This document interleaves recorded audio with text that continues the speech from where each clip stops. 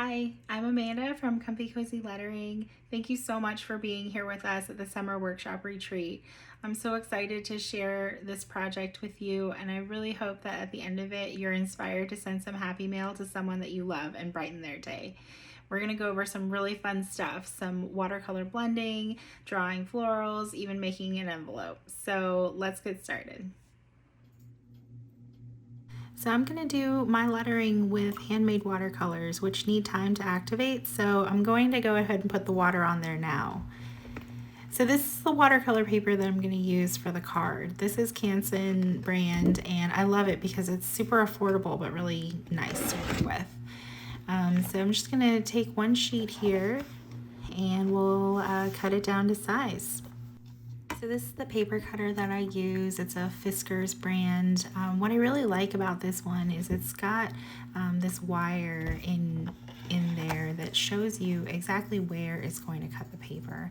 So you can use the extendable arm to measure things over 3 inches.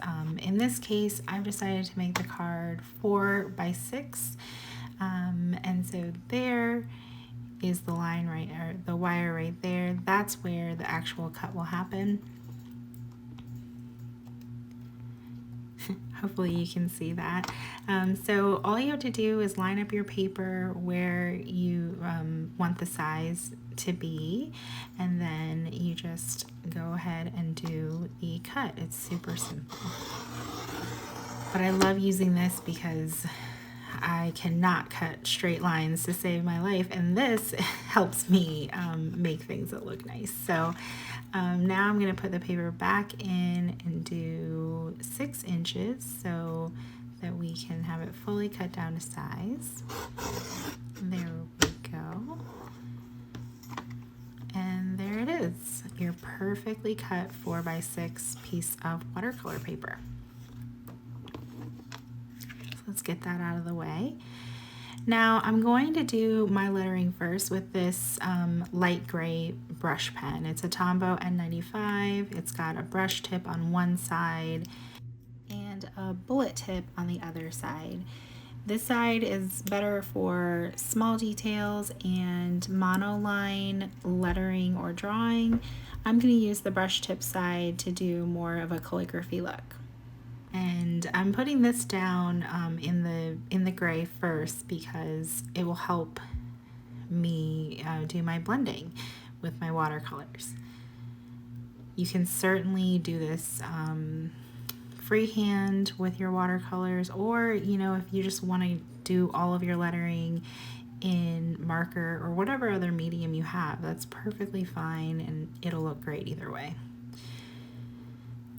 So this is a botanical themed card that we're making today. So what I'm lettering here is just a fun little saying. It's going to say, "You grow, girl." And so we'll go through and get this lettering down. And what you'll see is I'm applying more pressure on my down strokes, less pressure on my up strokes, and that creates that kind of thick and thin variation in the lettering.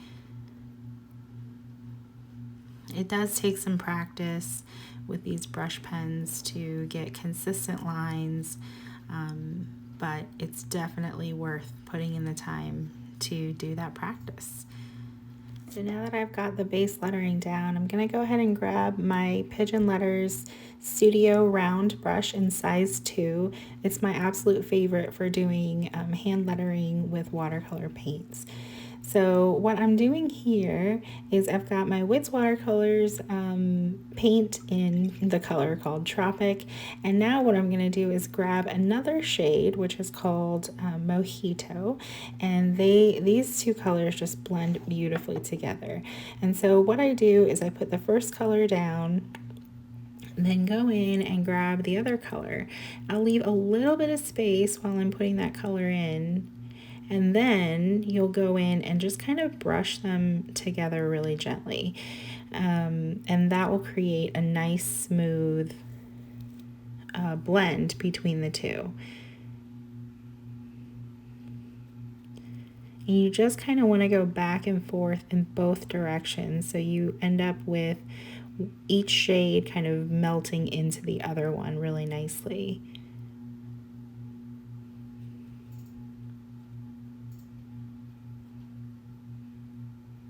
If you feel like one color is kind of overtaking the other one, you can also always clean off your brush, grab a little bit of the color that's underrepresented, and drop that in, and kind of do the same technique where you're just pulling and pushing the paints into each other.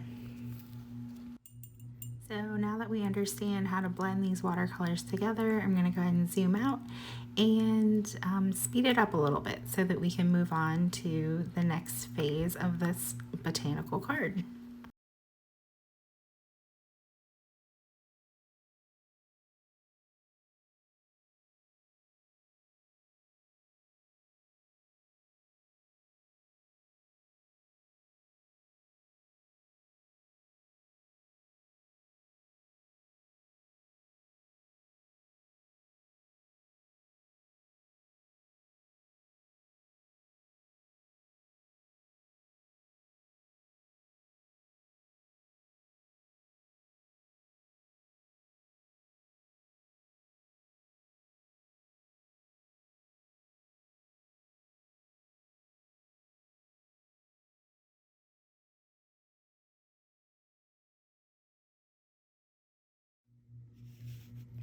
So here's the finished lettering, and you can see those really fun blends between the two colors that we achieved just by pushing and pulling those colors into each other gently with the paintbrush.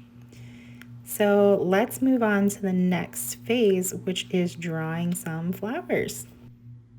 So I'm going to start with a pencil so that we can make adjustments if we need to. So the first flower we're going to do is just a simple daisy type flower. And I'll admit, I don't know how botanically correct these flowers are going to be, but they're just for fun, and I think they'll end up being really pretty.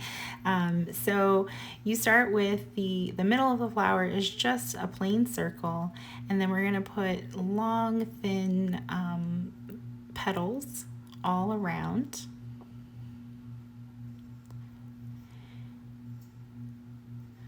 And I think it's fun when the flower kind of goes off the page a little bit every once in a while, just to give yourself a little bit more visual interest.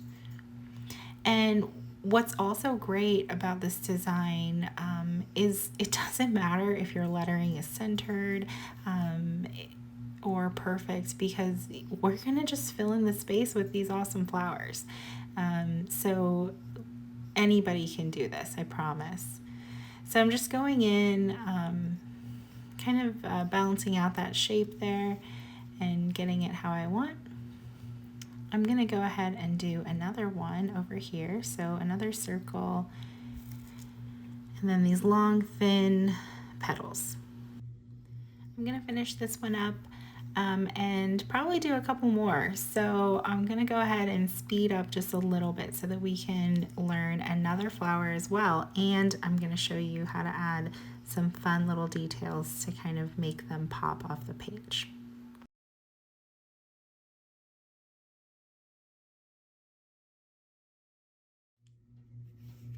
Okay, time for flower number 2. And to be quite honest, I have no idea what to even call this flower. I think the other one I can safely call a daisy of some kind. But this is just going to be, what this makes me think of is the flowers that I've drawn kind of my whole life. Like as a child, you do just that little circle and then add these kind of circular petals too. So super simple, but we're going to kick them up a notch in just a little bit. So I'm adding this flower into the corner here just to kind of switch things up, and so that we can learn a few different ones. So I'll add one more in here. I'm just gonna put my little circle at the bottom of the page, so we end up kind of half circle, and then add my petals in. And these are really just super simple, kind of just rounded shapes. And what's great about drawing florals is that nature is not perfectly uniform either, and so none of your shapes have to be perfect. So we'll just add another one over here, and we're going to go ahead and speed things up just a little bit as we add in the final few flowers.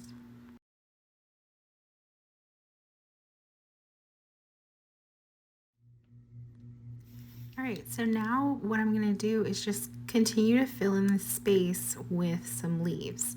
So on this daisy, I'm just going to do a super basic leaf, kind of just that very generic leaf shape. Two sort of curved lines connecting together in a point, and then I'll add just a little bit of a line in the middle there to show kind of the rib of the leaf.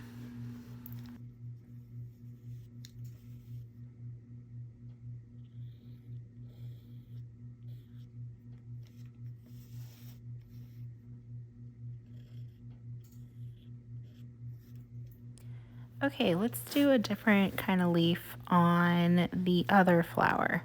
So for this one, I'm going to start by drawing the rib piece.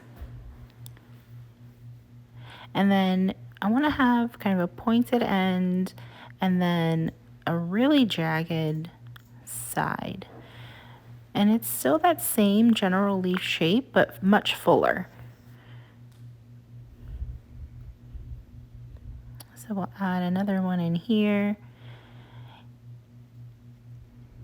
And what I really like about this one is it truly does not need to be perfect. It literally can't be perfect. And that's what makes it great. So we're just filling in the space.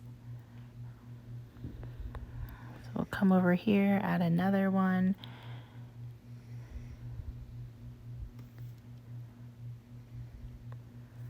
And you can see it, like I was saying, it's that same general leaf shape, but with a little bit more character.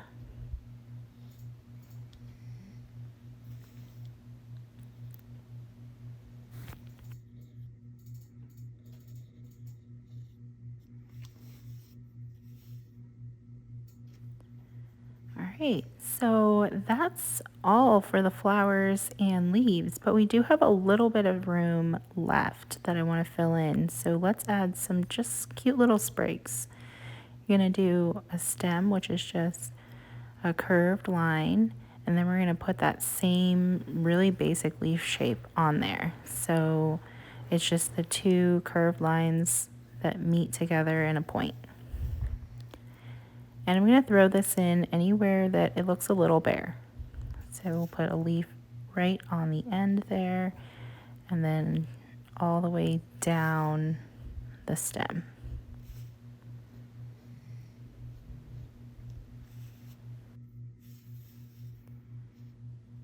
I think it's helpful to have these little sprigs on here too, because it helps kind of give you a variation in shape and size, especially, just to make everything look a little more natural. So once you're happy with all of your drawings, you're going to go back over them with a pen. So I'm using an archival ink fine liner. What I like about this ink is that it's waterproof and fade proof, but you can use any kind of pen really. So I'm just going to go back over all of these pencil lines. And when I'm doing these flower drawings, I really like it to have kind of a sketchy feel. So you'll see that I'm going over these lines multiple times, and it's not to make them thicker as much as it's just to make them imperfect. I like the look of kind of having the lines be a little bit wild, honestly. I think my whole thing about these flowers is that they are so imperfect. There's nothing to be intimidated by with them because your lines can be kind of crazy and it's going to be great. You're going to see when we go back in and add some more detail, it's going to all come together with this sketchy style.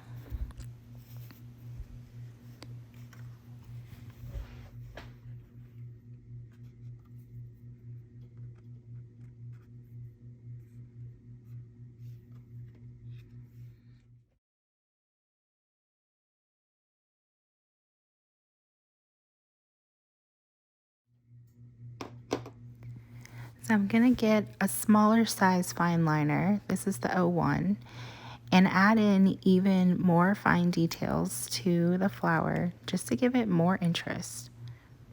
See how small the tip is there. So what I'm going to go in the middle and do just a cross hash.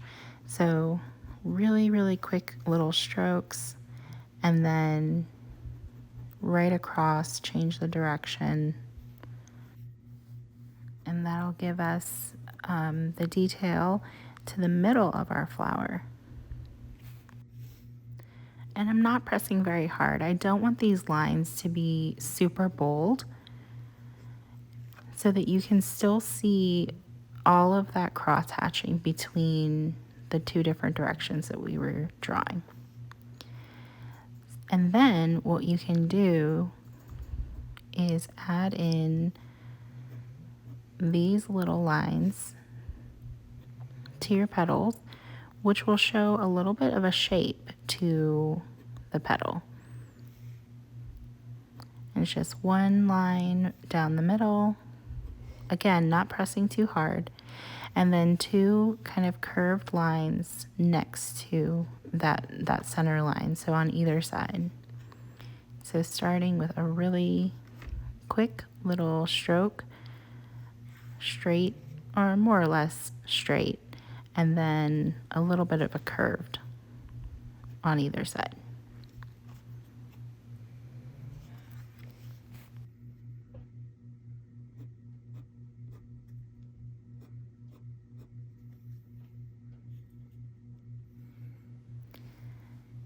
Then on the ends of the petals, I'm just going to add really quick, sort of random hash marks, which is just going to give a little bit more depth to these petals. You know, the indication that the petals are not fully smooth, right? They've got some life to them.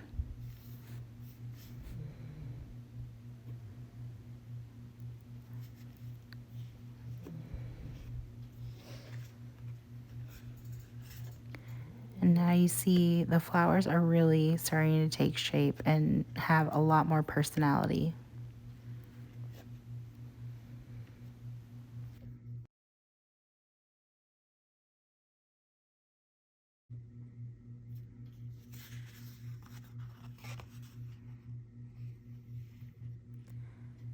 So now we're just going to do the same thing with our daisies over here.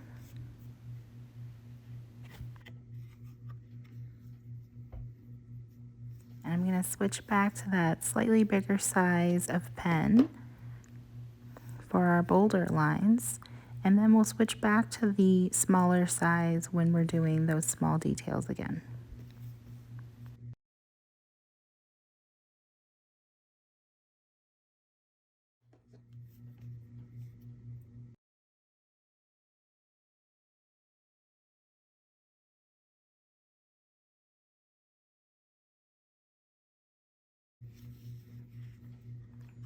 Okay, so those daisies are done. Now let's move on to our other flower.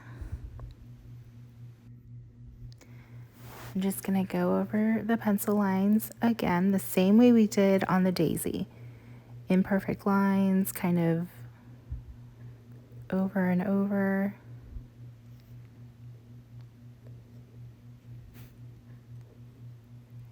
And then I'll show you how we're going to add some depth and movement to these flowers, and it'll be different than the other one.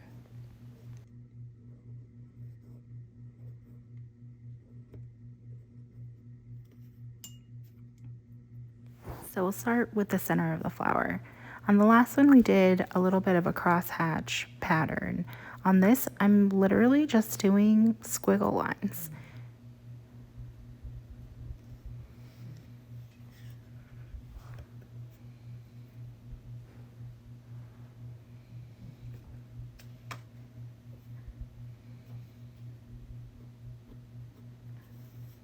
We'll do the same little 3 marks on the inside of the petal to show some shape there.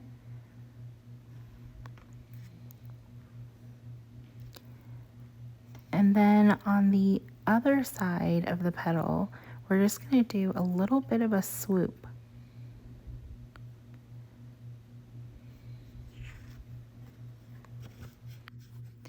And that's going to give the appearance of the petal kind of curling up on the edges.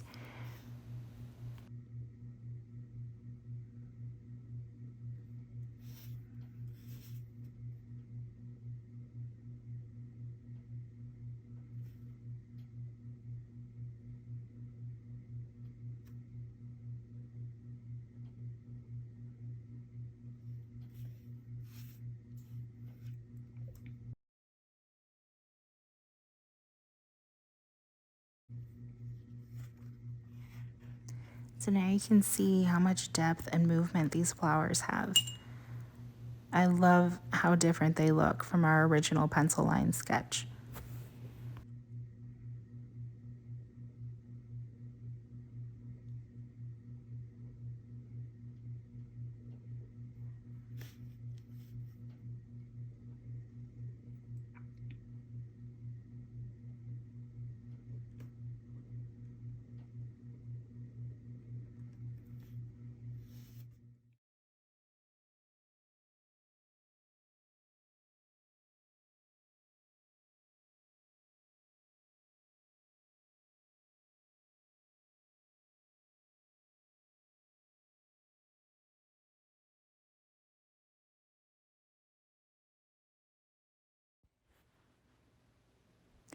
Now I'm just going in and erasing any remaining pencil lines. And that's it. The card is done. So as a reminder, when we cut this card down to size, we did it as a 4 by 6. And we're going to need to know that to be able to make the envelope the right size. So this is my envelope punch board, and I want to share this with you because I feel like it's kind of intimidating to use in the beginning. But we're just going to find our card size, 4 by 6, and this will tell you what to cut our paper down to. So the paper size is going to be 8 1/4 by 8 1/4. So I'm going to move this out of the way, grab that paper cutter again. And for the envelope, you can use literally any kind of paper that you want. I'm using just a sheet of scrapbook paper that I have on hand. And we're going to measure it out to the size 8 1/4 by 8 1/4. I know it doesn't seem like this is going to make an envelope that fits a 4 by 6 card, but I promise you it will. So we're going to cut this and then turn the paper to trim the other way.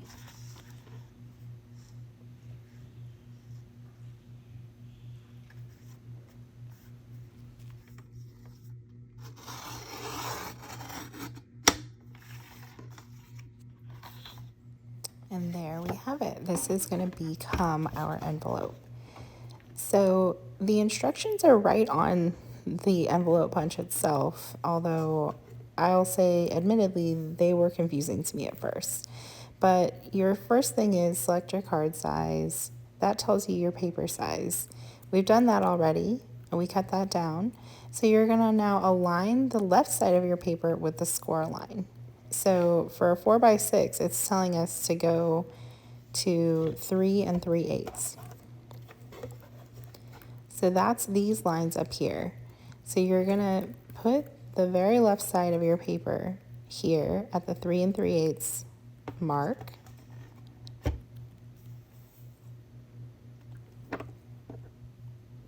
And punch.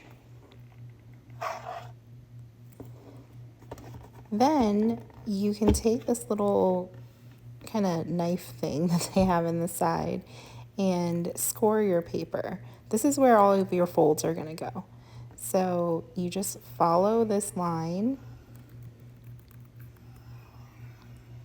and that little tip of this knife fits right into the line on the punch board. So it's super easy.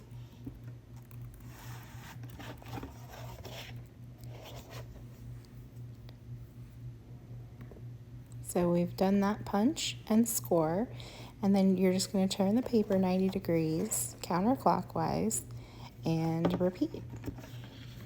You're going to line up that score mark that you made with that score line right there. Punch.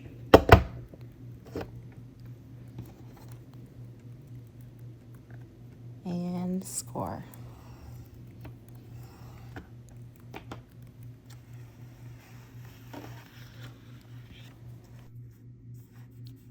Then you're going to turn and repeat again. Punch.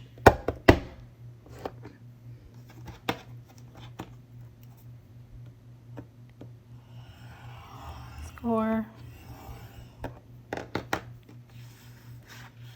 Turn. And we'll do it one more time.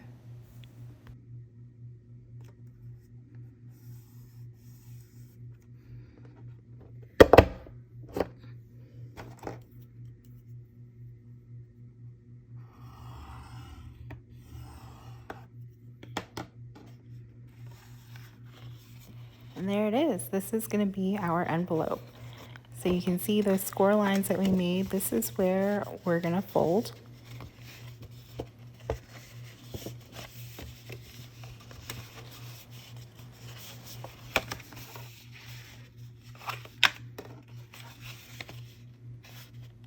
And that's it.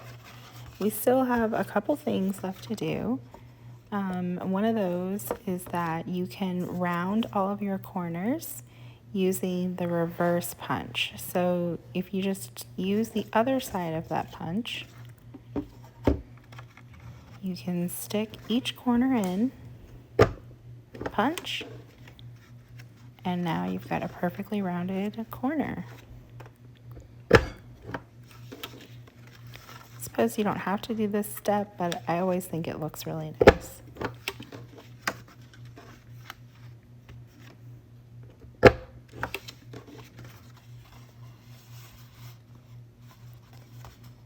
And then the only thing we have to do now is actually glue this so that it can be an envelope.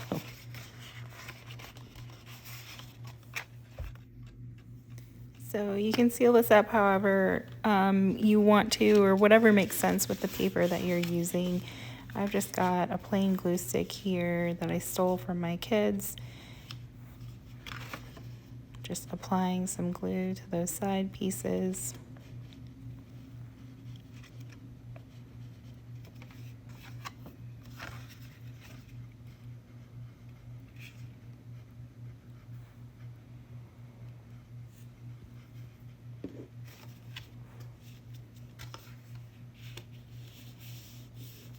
And we'll stick it down. Now the paper that I'm using is pretty textured, so I think what I'll also do is add some washi tape. This is some of my favorite washi. It's so pretty, and it's by Lettering by Karen, who is another instructor in this workshop retreat. So hopefully you're checking her out as well. But I think adding the washi is such a fun way to kind of jazz up your envelopes or, whatever you're working on. Just a little pop of color and fun and whimsy.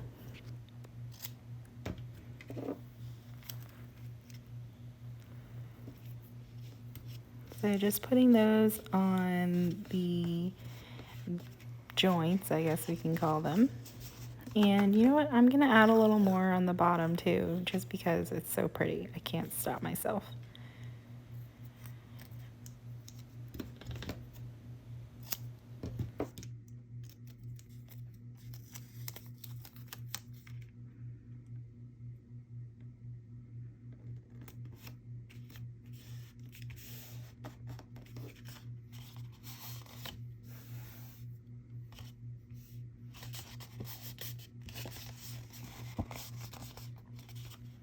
And there you have it. The envelope is complete.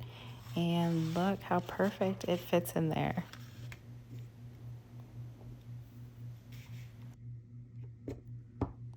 And so since this is a flat card, if you want to write an additional message to the recipient, you can do so just right on the back there. And that is it. Thanks again for joining me for this lesson. I hope that you enjoyed it, and I definitely hope that you'll try this at home. If you do, make sure that you find me on Instagram at comfy.cozy.lettering and tag me so that I can see what you created. Thanks again for being here with us at the Summer Workshop Retreat, and I hope that you're having a great time.